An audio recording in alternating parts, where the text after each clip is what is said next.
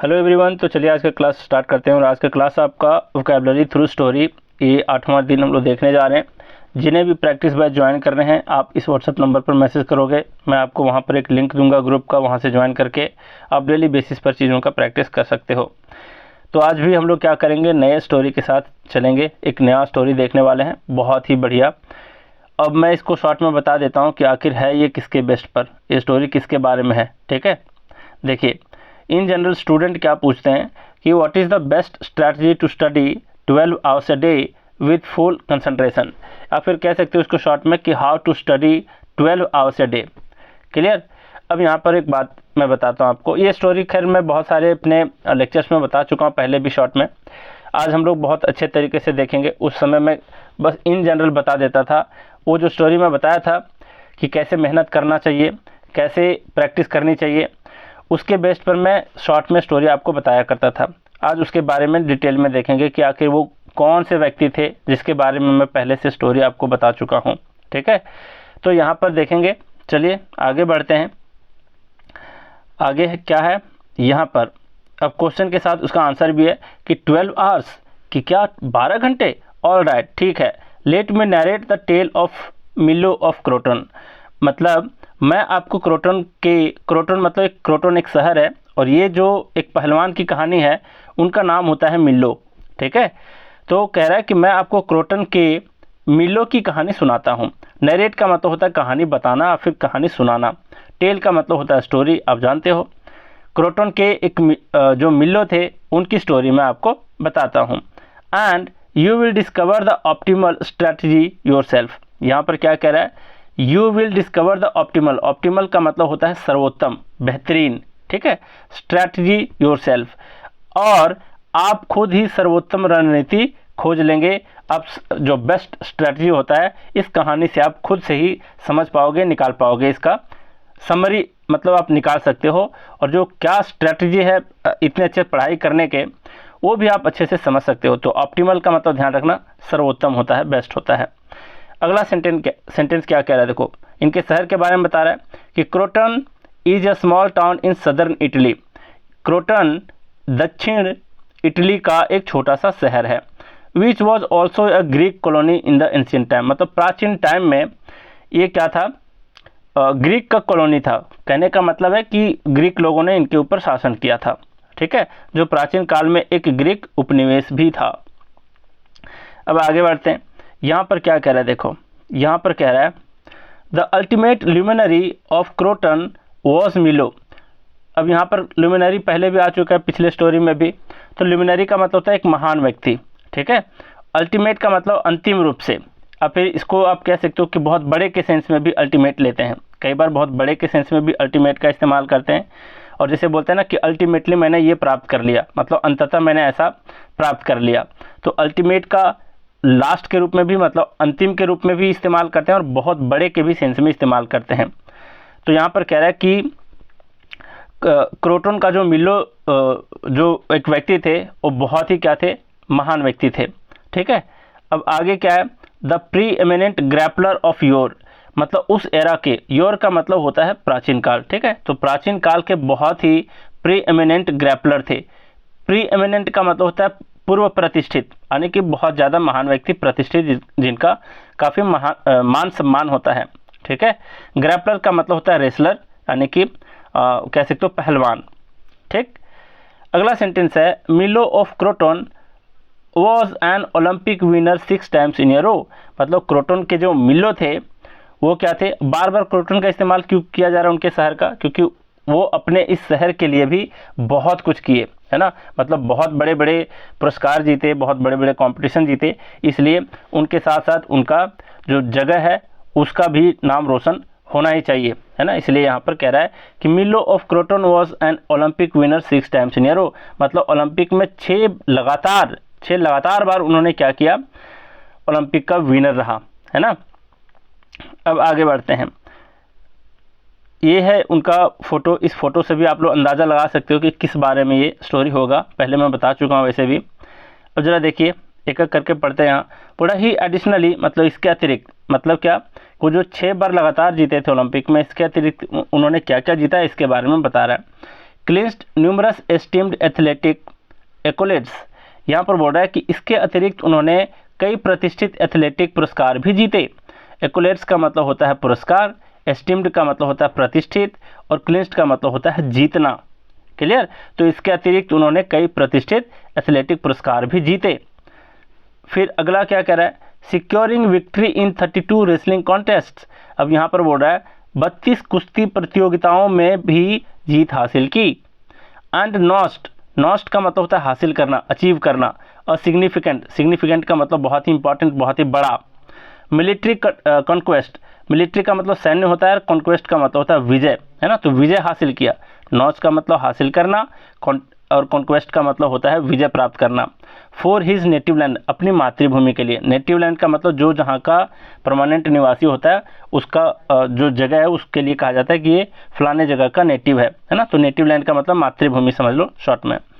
फिर कह रहा है तथा अपनी मातृभूमि के लिए एक महत्वपूर्ण सैन्य विजय भी हासिल किया। समझ रहे हो? मतलब एक साथ लगातार 6 ओलंपिक विनर रहे 6 बार, फिर 32 रेसलिंग कॉन्टेस्ट को भी जीता उन्होंने, और इसके साथ साथ एक सैन्य विजय भी हासिल किया। ठीक है, नॉच किया मतलब अचीव किया, हासिल किया, कॉन्क्वेस्ट का मतलब विजय प्राप्त किया। ठीक, अब आगे बढ़ते हैं। अगला सेंटेंस क्या कह रहा है? अगला सेंटेंस यहाँ पर कह रहा है, ध्यान से समझना इसको। यहाँ पर बोल रहा है ही resolved to bear the weight of a fledgling calf atop his shoulders. अब रिजॉल्व टू बेयर का मतलब क्या होता है? देखो, बेयर का बहुत सारे मीनिंग होते हैं। बेयर का मतलब होता है जन्म देना भी, बेयर का मतलब होता है बर्दाश्त करना भी, है ना, किसी को झेलना भी, और बेयर का एक और अर्थ होता है उठाना भी। तो उसने क्या उठाने का संकल्प लिया? रिजॉल्व का मतलब संकल्प लिया, है ना। ऐसा उसने वादा किया खुद से कि वो क्या करेगा अपने शोल्डर्स पर। अटॉप का मतलब होता है के ऊपर, यानी कि अपने शोल्डर्स के ऊपर किसको उठाने का वो संकल्प लिया?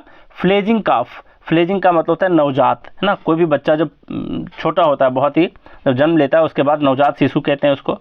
तो एक छोटा सा जो बछड़ा होता है, नवजात बछड़ा, उसको अपने कंधों पर उठाने का संकल्प लिया। ठीक है, अगला सेंटेंस है over a span exceeding 4 years.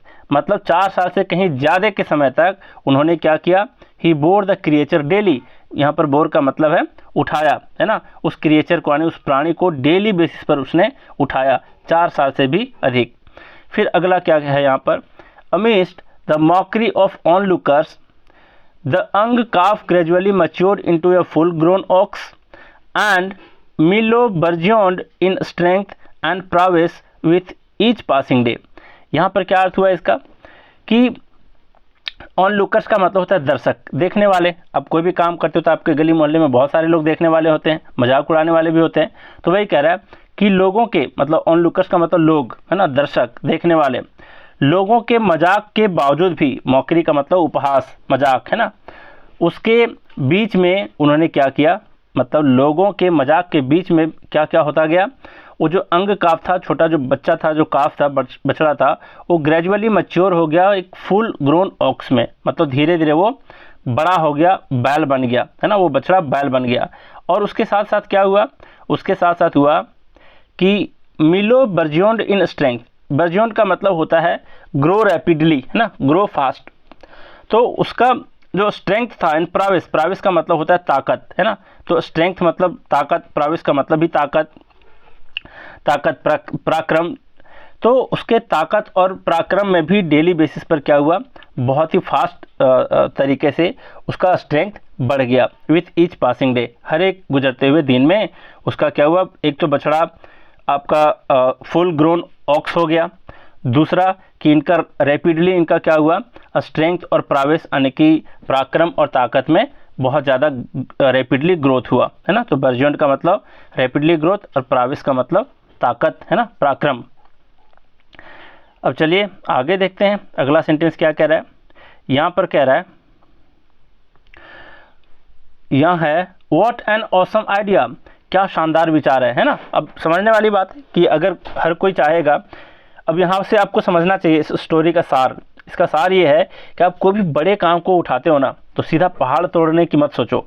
थोड़े थोड़े से उस पहाड़ के जो छोटे छोटे स्टोन्स हैं, है ना, रॉक्स हैं, उसको उखाड़ने की कोशिश करो। अचानक आप पहाड़ तोड़ने की कोशिश करोगे, थक जाओगे, हार जाओगे और अंततः छोड़ दोगे अपने काम को। तो वही कह रहा है कि व्हाट एन ऑसम आइडिया, कितना शानदार विचार है ना।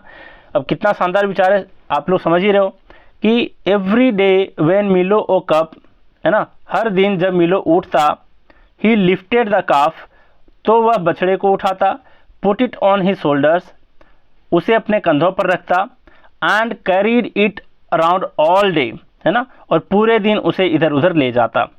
समझ रहे हो। After 4 years Milo was lifting and carrying around an impressively big ox. अब कह रहा है 4 साल बाद मिलो एक प्रभावशाली बड़े बैल को, है ना, प्रभावशाली मतलब बहुत बड़े बैल को उठाकर इधर उधर ले जा रहा था। फिर क्या कह रहा है, बाय देन, तब तक people stopped laughing a long time ago, लोगों ने बहुत पहले ही हंसना बंद कर दिया था। When they saw Milos muscles and strength growth, है ना, ग्रो, जब उन्होंने मिलो की मांसपेशियों और ताकत को बढ़ता हुआ देखा तब लोगों ने मजाक उड़ाना उसका बंद कर दिया। ठीक है, यहाँ से बड़े बड़े वर्ड्स नहीं है, बड़े बड़े सेंटेंस नहीं है, इसलिए मैं डायरेक्टली पढ़ करके सुना दिया। फिर कह रहा है where is the other people, जबकि अन्य लोग were just laughing and tried to lift an adult ox, जबकि अन्य लोग बस हंस रहे थे और एक वयस्क बैल को उठाने की कोशिश कर रहे थे। मतलब सबने तो उसका प्रोसेस को समझा नहीं था कि भाई इसके इतना स्ट्रेंथ कैसे बढ़ा, है ना, बस मजाक उड़ाते थे, रे देखो डेली ये बैल को उठा रहा है। उसको थोड़े ना पता है कि उसके दिमाग में क्या चल रहा था। उनके दिमाग में चल रहा था कि जिस दिन बच्चा जन्म लेता है उस दिन तो छोटा रहता है, आदत में ढाल लिया वो, डेली उसको लगता था मैं वही बछड़े को उठा रहा हूँ। जब तक वो एक बैल बन गया तब भी उसको एहसास हो रहा था कि मैं वही बछड़ा को उठा रहा हूँ जो मैं पिछले 4 साल से उठाते आया हूँ, है ना। तो इस तरीके से 4 साल तक जो कोई भी प्रैक्टिस करेगा धीरे धीरे करके, छोटा छोटा स्टेप ले करके, तो ज़रूर वो कोई महान काम को कर सकता है। ठीक है, तो यहाँ समझ गया आप लोग। फिर कह रहा है अल्टीमेटली, अंततः, they failed and could never extend their strength. अब वो तो धीरे धीरे करके उठा रहा था एक बछड़े से, लेकिन लोगों ने जब उसे बड़े बैल को उठाते देखा तो लोग क्या करने लगे, कहते हैं ना कि देखा सीखी नहीं करना चाहिए। मतलब भाई आप दूसरे को देख करके क्या कर रहे हो, आप देख रहे हो कि कोई एक ऐसा व्यक्ति है जो एक दिन में पूरी किताब को क्या कर रहा है, रिवाइज कर रहा है। आप भी सोच लियो कि नहीं जिस तरीके से वो एक दिन में ख़त्म कर देता है मैं भी ख़त्म कर दूंगा, लेकिन भाई वो ख़त्म नहीं कर रहा, वो रिवाइज कर रहा है और उसके दिमाग में फिर भी सब कुछ जा रहा है। क्यों? क्योंकि उसने पिछले 4 साल से पढ़ रखा है उस किताब को, तब जा करके एक दिन में कहीं कंप्लीट कर पाता है। और आप चाहते हो कि नहीं वो कर रहा है तो मैं भी करूँगा, आप नहीं जानते उसके अंदर क्या गुजरा है, किस पल से वो गुजरा है पिछले 4 साल से, वो आप नहीं जानते, है ना। तो देखा से कि नहीं करना चाहिए, सबकी अपनी स्ट्रैटेजी होनी चाहिए। ठीक है, तो किसी भी काम को करो, किसी भी बुक को पढ़ो तो एक ही बार उठाने की कोशिश मत करो, पढ़ने की कोशिश मत करो, एक एक पेज पढ़ो, है ना, रिलैक्स होकर के पढ़ो।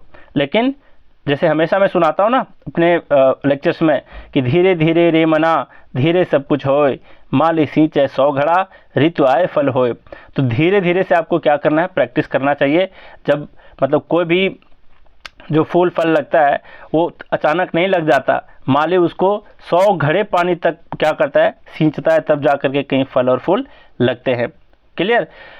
तो वही कह रहा है कि सबने क्या किया, उसको उठाते हुए देखा एडल्ट एक ऑक्स को, तो उसने भी एडल्ट ऑक्स को उठाने की कोशिश करी, लेकिन हुआ क्या, उनसे उठ नहीं पाता, है ना, और उनके स्ट्रेंथ बढ़ा नहीं। क्यों नहीं बढ़ा? क्योंकि वो उनके स्ट्रेटजी को जानते नहीं थे। सीधा एक ही बार देखा बैल उठाते तो वो भी कोशिश करने लगे। ऐसा आपको अपने जीवन में नहीं करना है। ठीक है, तो वही कह रहा है कि अल्टीमेटली दे फेल्ड, तथा वे असफल हो गए, and could never extend their strength, और कभी अपनी ताकत नहीं बढ़ा पाए। अब आगे क्या कह रहा है, अगला सेंटेंस है, if you want to study for 12 hours a day, अगर आप एक दिन में 12 घंटे पढ़ना चाहते हो, start with studying less hours for now, अभी आप क्या करो, थोड़े समय के लिए पढ़ो, है ना, कुछ घंटे के लिए पढ़ो, अचानक 12 घंटे पढ़ने की मत सोचो। देन एक्सटेंड योर टाइम, उसके बाद धीरे धीरे अपना समय बढ़ाओ। When you feel that you are fully comfortable with the time, और कब आपको समय बढ़ाना है, जब आपको लगने लगे कि मैं इस मतलब ये जो मैं छोटे छोटे आवर्स पढ़ रहा हूँ ये मेरी आदत बन चुकी है, तो धीरे धीरे आप अपना क्या करोगे, जब कंफर्टेबल हो जाओगे अपने रूटीन के साथ, तब जा कर के आपको एक्सटेंड करना है अपने टाइम पीरियड को। ठीक है, देन उसके बाद go on extending the study time, उसके बाद आप अपने स्टडी टाइम को बढ़ाना चालू करो। Whenever you feel that you are fully comfortable, जब भी आपको लगे कि मैं अब एकदम कंफर्टेबल हूँ, अपना टाइम बढ़ा सकता हूँ, तभी बढ़ाना चाहिए। वैसे मैं मेडिटेशन करने के लिए बहुत लोगों को मोटिवेट भी किया, तो लोग क्या करते थे, आधे घंटे 1 घंटे तक बैठने लगे। आप 2 दिन में थक जाओगे, आपसे नहीं हो पाएगा, ठीक है। आप 5-5 मिनट से स्टार्ट करो, तब जा कर के कहीं उतने देर तक बैठ पाओगे। क्योंकि एक तो आंखें बंद, और फिर बहुत लोग आंखें खोल करके भी बहुत सारे तरीके होते हैं मेडिटेशन करने के। आंखें बंद करो या फिर खुले रखो, लेकिन आपका विचार जो है, आपका मन जो है वो हमेशा चंचल ही रहेगा। तो एक तो आदत नहीं है, ऊपर से मन जो है वो बंदर वाला चाल होता है उनका, है ना, यहाँ वहाँ उछलते रहता है। तो अब ऐसे आप गेम करोगे इन लोगों के साथ, बंदर के साथ गेम करोगे, तब तो भाई गड़बड़ कर देगा ना। तो आधे 1 घंटे नहीं खेल पाओगे उसके साथ, 5-5 मिनट से कोशिश करो, तब मेडिटेशन होता है, ठीक है। अब आगे बढ़ते हैं, यहाँ पर क्या है, फिर यहाँ पर लास्ट में कंक्लूड कर रहा है ये, दिस वे, इस तरह से आप क्या कर सकते हो, you will extend your study time to 12 hours a day, और इस तरीके से छोटे छोटे आवर्स में पढ़ करके आप अपना टाइम को 12 घंटे तक एक दिन में एक्सटेंड कर सकते हो। और या फिर may be more than that, आप फिर 12 घंटे से ज़्यादा भी पढ़ सकते हो। Don't be like the other people who try to lift the adult ox, उन लोगों की तरह मत करो जो लोग अचानक देखे कि ये बैल उठा रहा है तो वो भी बैल को उठाना स्टार्ट कर दिए, ऐसा नहीं करना है। That is studying 12 hours all of a sudden, मतलब अचानक से आप 12 घंटे पढ़ने की मत सोचो दूसरों को देखते हुए, ठीक है। छोटे छोटे स्टेप लो और अपनी आदत बनाओ। अब 1 बाय 1 हम लोग क्या करेंगे, रिकैप करेंगे इसको, मतलब सारे वर्ड्स को। ऑप्टिमल का मतलब होता है एक्सीलेंट, एक्सेप्शनल, एक्सक्विजिट, फैबुलस जिसका मतलब होता है सर्वोत्तम, बेस्ट। फिर लुमिनरी है जिसका मतलब विद्वान होता है, महान होता है, सेलिब्रिटी के सेंस में है ना, आइकॉन भी जिसको कहते हैं। प्रीएमिनेंट का मतलब प्रतिष्ठित होता है, ग्रैपलर का मतलब पहलवान होता है, ऑफ योर का मतलब होता है प्राचीन काल में, एंटिक्विटी। फिर क्लिंस्ड का मतलब होता है जीता, एस्टीम्ड का मतलब होता है सम्मानित, फिर प्रतिष्ठित। आगे क्या कह रहा है यहाँ पर, एक्कोलेड, एक्कोलेड का मतलब वाहवाही, प्रशंसा, है ना, और फिर पुरस्कार भी होता है इसका मतलब। ये मैं वाहवाही लिख दिया यहाँ पर, अच्छा कोई बात नहीं, ये भी होता है, प्रशंसा भी होता है, पुरस्कार भी होता है एक्कोलेट्स का मतलब, ठीक है। नॉस्ट का मतलब अचीव करना, हासिल करना। कॉन्क्वेस्ट का मतलब विजय प्राप्त करना, विजय, है ना, मतलब नाउन के सेंस में। रिजॉल्व टू बेयर का मतलब उठाने का संकल्प लिया। फ्लेजिंग का मतलब होता है छोटा बच्चा, नवजात शिशु। अटॉप का मतलब के ऊपर, मॉकरी का मतलब मजाक या फिर उपहास। फिर ऑन लुकस का मतलब होता है दर्शक या फिर देखने वाले लोग। बर्जियन का मतलब होता है ग्रो रैपिडली। प्राविस का मतलब होता है वीरता फिर ताकत, जिसका सिनोनिम होता है एक तो स्टाउटनेस और दूसरा वेल्लोर, ठीक है। अब आगे बढ़ते हैं। पिछले क्लास में हम लोग का जो क्वेश्चन था क्या था कि जुक्स्टापोज का क्या आपको बताना है, सिनोनिम बताना है, ठीक है। तो क्या इक्वल होगा, क्या एडजेसेंट होगा, या फिर डिफरेंट होगा, या फिर रिवर्स होगा। रिवर्स का मतलब उल्टा होता है, ये तो होगा नहीं। इक्वल का मतलब बराबर नहीं होगा, डिफरेंट भी नहीं होगा। इसका आंसर है आपका बी, एडजेसेंट, मतलब एक दूसरे से सटे होना, एक दूसरे से लगे हुए होना, है ना। जैसे 2 बिल्डिंग आपस में सटे हुए हैं, 2 बच्चे आपस में सटे हुए हैं, तो उसको कहते हैं जुक्स्टापोज्ड हैं, है ना, एडजेसेंट है एक दूसरे के। तो बी इसका क्या होगा, आंसर होगा। आज का क्वेश्चन है, सबको ट्राई करना है, देखते हैं कितने लोग बताते हैं इसका मीनिंग, ठीक है। विथ आपको एक्सप्लेनेशन बताना है, जितने लोग बताओगे मैं देखता हूँ। यहाँ पर प्रावेस का पूछा है सिनोनिम, क्या रोबस्ट होता है, क्या फ्रेजाइल होता है, विम्पी होता है, फिर फीबल होता है। आपको इन चारों में से एक आंसर को बताना है। तो चलिए, आज भी बहुत कुछ हम लोग सीखे और बहुत सारे वर्ड्स को सीखे, तो आज का क्लास हम लोग यहीं रैप अप करते हैं। Thank you very much.